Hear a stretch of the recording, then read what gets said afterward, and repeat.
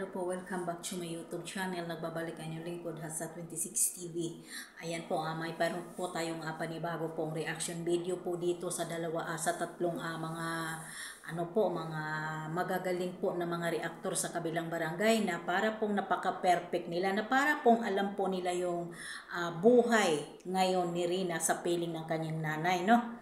Napakagaling. Mega love shoutout po sa ating lahat. Siyempre po, mega love shoutout po sa ating mga sponsor ni Rina at mga supporter. Siyempre po, yung mga mga reactor ni Rina. Mega love shoutout po. At siyempre po, especially po sa ating dalaga, Reyna Mimay, at siyempre kay Ate Milani. Mega love shoutout. Ayan.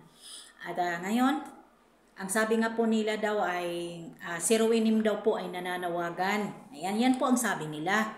At nananawagan daw sa sa patuloy na gamutan at pondo daw kay Rina. Ayan, at masasagot ko lang din po, kailan? Yun po ba yung nilinaw? Kailan? Ang galing ninyo po talaga gumawa po ng mga issue na para po ay parang anuhin po kayo ng mga siyempre nagmamahal kay Rina.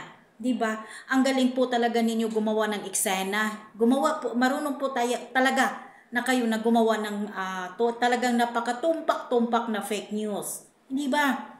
Wala naman po kayong alam sa kung ano ang totoo ngayon ni Rina doon sa Maynila at sa piling ng kanyang ina at syempre po sa sponsor ng 1M. Paano po ninyo nalalaman? Pakitanong ko lang po dito kay dito po kay Sangkay Lods TV yata at siyempre ito kay Kabalbas at kay Mayura. Ang galing po talaga ninyo gumawa ng issue at ang galing po ninyo umeeksana at siyempre galing ninyong umakting bilang isang kontrabida. Di ba? Grabe po talaga yung mga mga pang-amoy. O, di ba? Ang galing ninyo talaga, para kayong mga linta na kung saan ang mabango, doon po kayo. Pero yung mabango po nga sinasabi ninyo, hindi naman po totoo na sinasabi ninyo na si Ruinim kailan. Iparinig na ninyo sa amin kung kailan nananawagan si Ruinim sa pundo ng pera na para po sa pagpapagamot ni Rina. Paki-ano nga namin, paki-reply nga po Kabalbas at syempre po kay kay Sangkay Lods. Diba? Ang kakapal talaga ng mga mukha niyo. Ang talagang mga balasubas talaga kayo gumawa ng mga issue, no? Kung sa bagay, hindi na po talaga tatablan si Ruinim ng mga ninyo, yung mga pambabato ninyo at pambabati ko sa kanya. Wali-wali-wali. Sa totoo lang. Diba? At yung mga binabato ninyo sa mga wakwak. Kayo po ba? Nakakatulong na po ba kayo doon sa mga charity na nandyan kayo ngayon? Nagbigay na po ba kayo? Doon kayo magtutok. Huwag puro fake news ang babalita ninyo.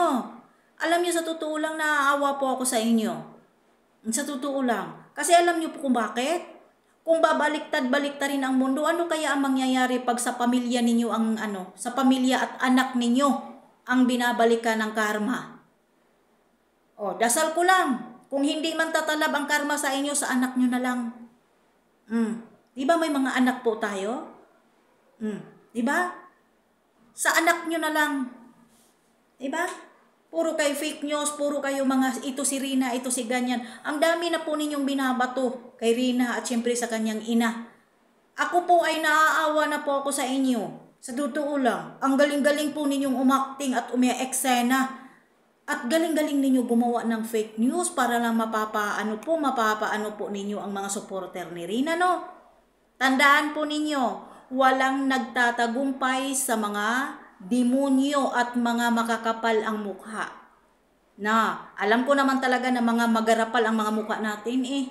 'Di ba? Kaya nga po masasabi natin dito, 'di ba?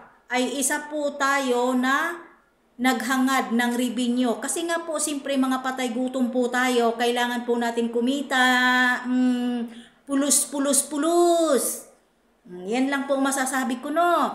Mga patay gutom tayo sa mga revenue, kailangan po tayo gumawa ng eksena na kahit hindi totoo at kahit makasira po tayo ng kapwa. Hindi po ba, Mayora? Sangkay? At Kabalbas?